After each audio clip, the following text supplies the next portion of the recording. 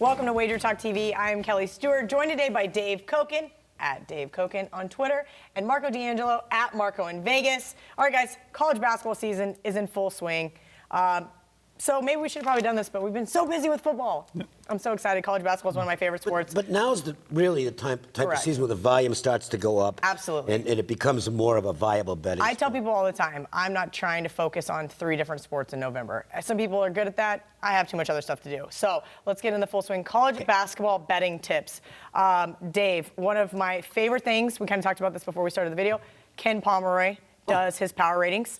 And the best bargain, I don't know Ken, so it's not like I'm giving him a plug for a fee here, but for $20 a year, it's the best information you're going to get anywhere if you can't make your own numbers, or if you want to get the advanced metrics, because they're all over the place on that site. And to me, any college basketball handicapper who's not using it is kind of missing out on good information. I agree, and we know that a lot of bookmakers here in town actually use those same ones, which is why you'll see his lines very similar to the opening numbers, and then we see the market adjust accordingly. But you do your own power ratings. I still do my own, yeah.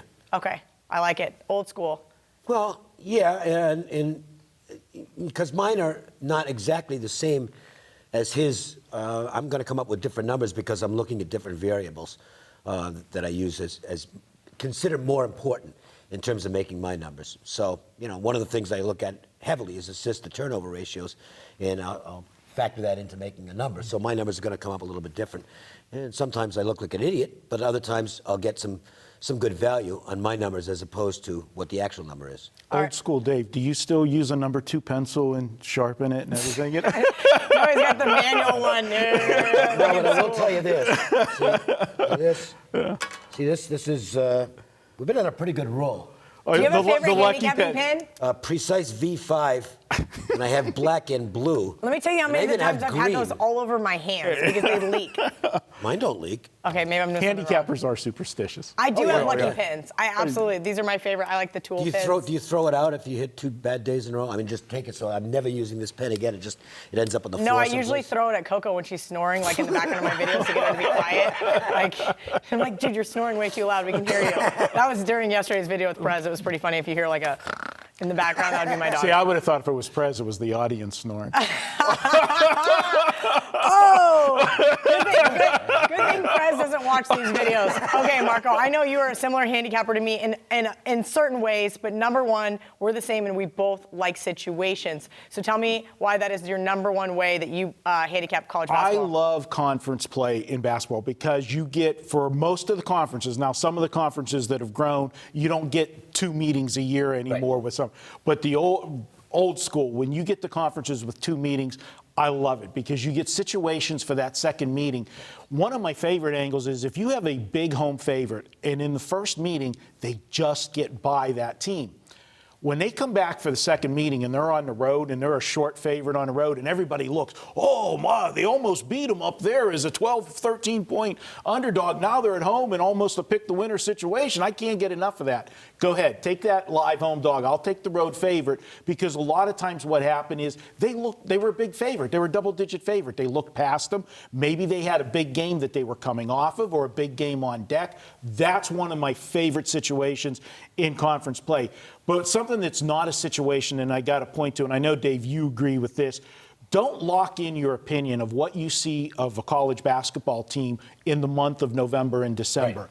Because in basketball, especially with the big programs, there's such a turnover of talent every year. They're rebuilding. It's a whole reboot every season. And that team you see in December is not going to be the same team come late February and March. They grow as the season goes. They're freshmen in November. By the time they hit conference play and then tournament time, they're not freshmen anymore. Those teams are much better, and you find value in those teams. The other thing that for me is big is game recaps.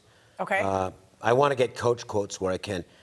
Most of the time, it's a waste of time. You get nothing out of it. But there are occasions where you'll get something in a sound bite or a quote from a coach after the game. It's like, that team's coming to play the next game. One of my biggest plays last year was Weber State. Randy Ray's their coach, and they'd had a bad game against somebody, I don't remember who. And he's normally a really mild-mannered guy. He was not happy in the post-game press conference. And you get all this. This stuff is all available online now. And it's like, that team's coming to play next game.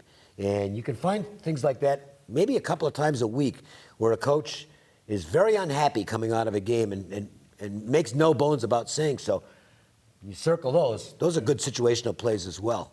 One other one for me, Kelly, and this is something, Dave, me and you had this week. When you have a team plays a game that they play their guts out, but they come up just short. Case in point this week, you had Florida State on Saturday come up short against Duke. Yep. Then 2 days later on a Monday, they're traveling to play Pitt. They're laying points on the road. You want to go against that team because the public's going to look and say, oh, my God, Florida State, they almost beat Duke. This is a really good team. It's hard to pick yourself up after that big game loss, and you'll find live dogs going against teams like that off of the big game loss. Yeah, we've seen it. One thing that I do like personally to focus on is I try to find 3 or 4 conferences that I really enjoy betting, that I really enjoy focusing on. Yeah. Usually the Big 10, Big 12, because I do a lot of media stuff. Mountain West, because we're out here on the West Coast, do a lot of stuff with that. Do you guys do the same, or do you just go top to bottom? I don't have to because I've got, it's a full-time job for me. But I think for somebody who's got a busy schedule. Like a recreational bettor.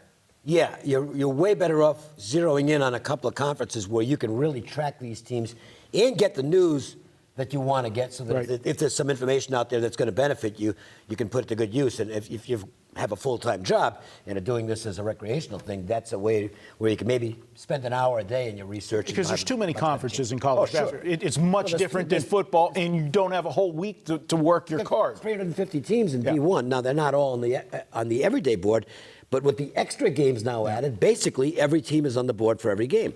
Absolutely. All right, guys, great stuff from both guys. Make sure you guys check out our other Betting 101 videos here on WagerTalk TV.